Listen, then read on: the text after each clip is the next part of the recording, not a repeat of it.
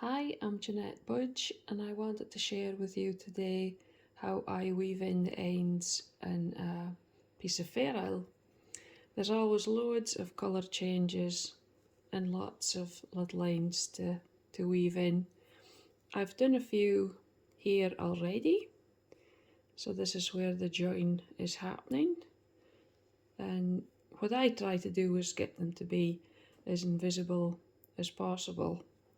So you can see here for the corrugated rib, then I've gone along the same stitches, the floats on the back of the same stitches, because this is what they would look like normally.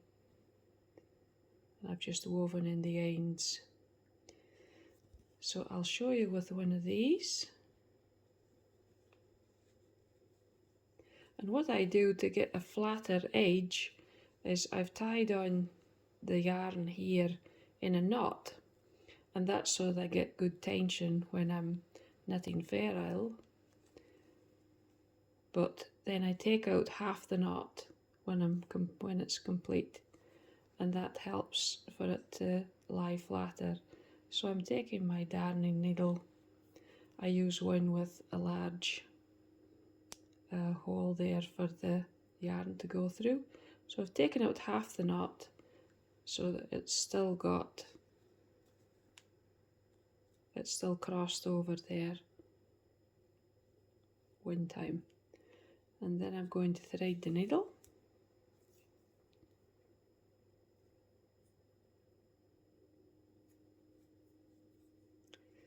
And I'm just going to go through some of the floats or the puddle bumps of the same shade. So we'll go through, even though these are quite big, it's good to go through the same colour if you can. Just to secure it, then I would go through that puddle bump there of the stitch below. We'll make sure that that's through, and that's really all I do, just for 3 or 4 stitches. Because this is Shetland wool, once it's washed then it'll felt a little bit to each other. And we'll do the same with this side.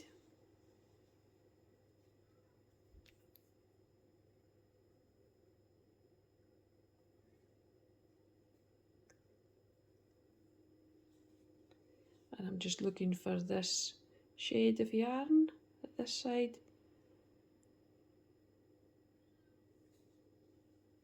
I think I've gone up one actually. So I'm going to go in, these shades are quite similar. So I'm going to go into the puddle bump at the back. If you go into this similar colour, then it means that it won't show up as bad on the front side. Let's go into that one there. And I'm trying not to split the stitch, so I don't want to weaken the yarn at all.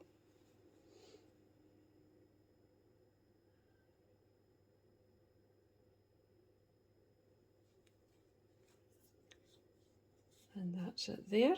Let's go back to this one that I was supposed to be at. Here it is.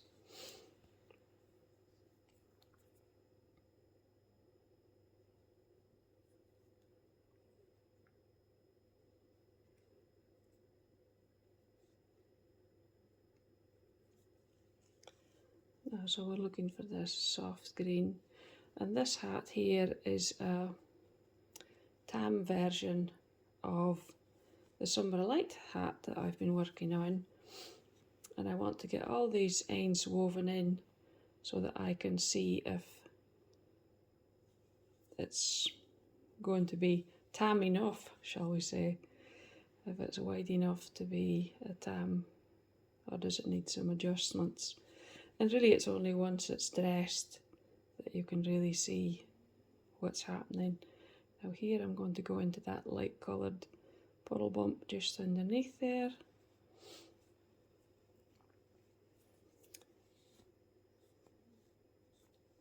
And what you can do on the right hand side, it depends if you're new to colour work, is if you take out half the knot, then it means that you can adjust the stitches on the other side. So if you have some tight stitches or loose stitches where the join is, then you can adjust those before you weave in your ends.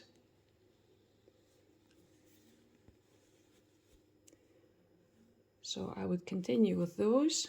You can see how I've done the crown. I've just gone in around this stitch here and the same here, and it means it gives you a nice finish on the inside as well as the outside. I've got my variance hat here. This is, you know, where there's no join, and you can see where the join is here, where it's gone into these stitches and those there, but it is more invisible to see.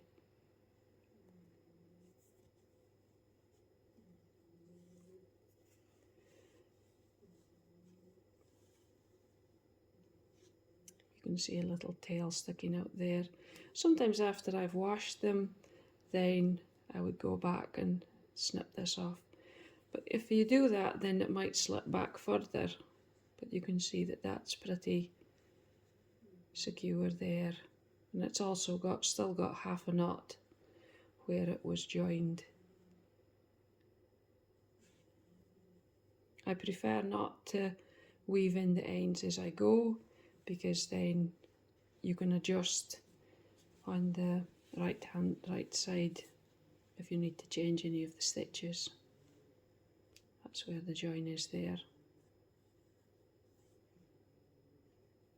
Thanks for watching.